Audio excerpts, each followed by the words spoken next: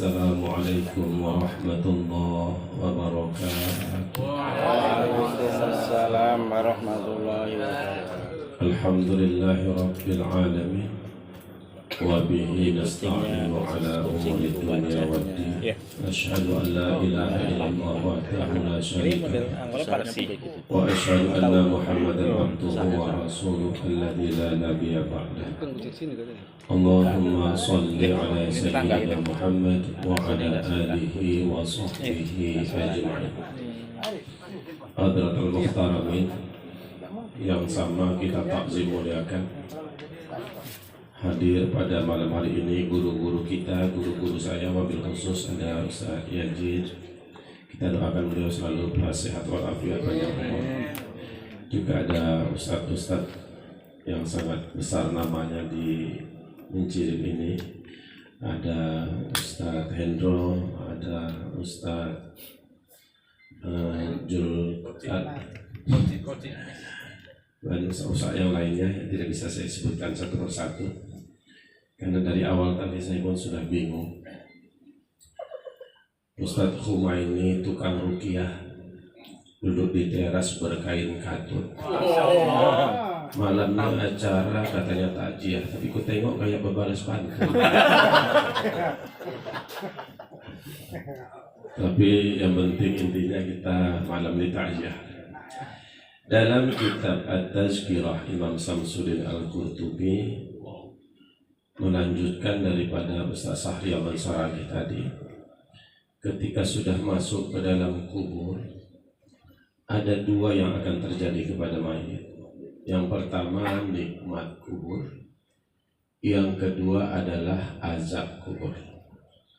Karena malam ini ada satu lagi profesor yang akan menyampaikan, maka biar dia masalahnya nanti nikmat, saya bahas masalah azab. Ada dua bentuk azab kubur dalam kitab itu. Bentuknya, yang pertama adalah daimun, yang sifatnya itu langgeng, masuk kubur disiksa sampai hari kiamat. Bahkan malaikatnya itu 3 shift kayak karyawan Kedaung, 3 shift yang bisa. Wah, berhenti disiksa terus sampai hari kiamat. Siapakah mereka? Ruhil kufar, ruhnya orang kafir. Masuk dalam kubur disiksa. Ada lagi bentuk siksa kubur itu yang munqati'un, siksaan yang bisa berhenti, bisa berganti, bahkan bisa hilang sama sekali. Nah, yang mau kita lihat malam hari ini, kita sambung kasih sayang kita kepada almarhumah Ibunda Ade ini. Kita lihat siksa kubur yang munqati'un ini. Apa saja rupanya yang bisa menghentikan siksa kubur yang munqati'un ini dalam kitab At-Tazkirah Imam Samsuddin Al-Qurtubi. Yang pertama adalah daimun, ad-du'aun. Apa itu? Didoakan. Doa yang bisa menghentikan siksa kubur, yang pertama doa. Makanya doa ini menjadi salah satu rukun dalam khutbah Jumat. Doa ini dalam satu pamungkas dalam ibadah-ibadah.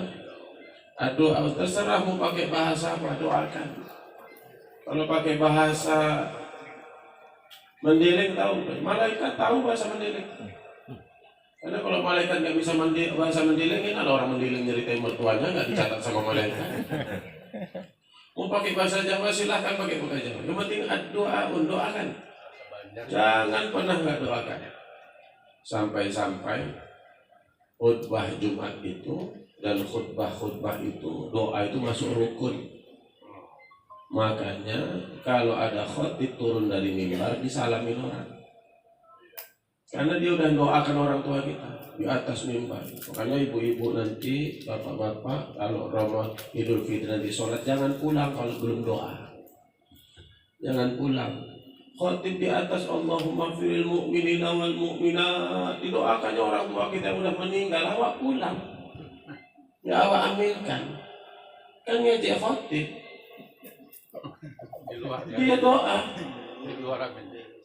Dia doa nangis-nangis khotib. Nangis khotib itu nangis mendoakan. Allahumma firil mu'minina wal mu'minat. Awak amin, minimal amin aja jadilah. Enggak pulang waktu. Bukan ada lontong di rumahnya, pulang-pulang juga. Harapkan lontong kawannya. Nah, Ad-du'a, singkat kaji kita. Lalu yang kedua, yang merubah siksa kubur yang munqati'un adalah au qiraatil Qur'an, atau kau bacakan Quran untuk atas namanya pada ananda semua, anak-anak almarhumah, bacakan Quran. As-Syekh Bustami Al-Arif pernah menukil dalam satu kalimat, pada suatu hari barzah itu berubah. Makanan yang lezat terhampar di atas meja. Lalu minuman lengkap cita rasa semuanya ada. Bidadarinya itu menghibur, menari. Malaikat senyum wajahnya.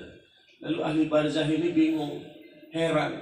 Dia tanya kepada malaikat, wahai malaikat, kenapalah hari ini barzahku, kuburanku begitu indah? Apa yang menyebabkan kuburanku hari ini begitu indah? Lalu dijawab oleh malaikat, tahukah engkau yang menyebabkan kuburanmu hari ini begitu indah? Karena anakmu yang soleh di dunia sedang baca Quran untukmu. Anak baca Quran, orang tua dalam kubur dapat catering. Makanya orang dulu bilang banyak anak banyak rezeki. 18 anak baca Quran semua. Apa nggak meriah orang tua dalam kubur?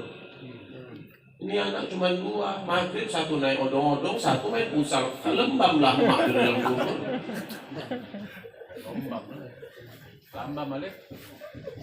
Au qiraatil Quran, bacakan Quran. Kalau kau sanggup undang Ustadz undang, Ustadz Yazid undang, Ustadz Hendro undang, hatamkan Quran. Dalam satu hadis dari kitab Irsyadul Ibad, hadis riwayat Ahmad, siapa yang meninggal dunianya dikhatamkan Al-Quran, waktu khataman Al-Quran itu 60.000 malaikat ikut mendoakan.